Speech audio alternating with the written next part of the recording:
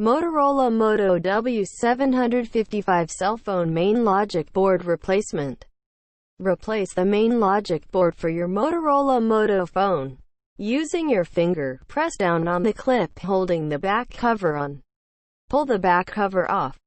Place thumb and index finger in the spaces on either side of the battery. Pull battery out.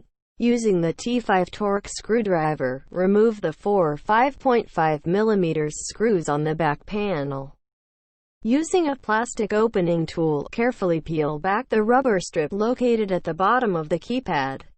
Remove the 2 T5 torque screws underneath the rubber strip using the T5 torque screwdriver. Using the flat end of the plastic opening tool, insert it in the gap between the charging port and plastic at the bottom left side of the phone. Slide the opening tool around the phone clockwise until you reach the audio port.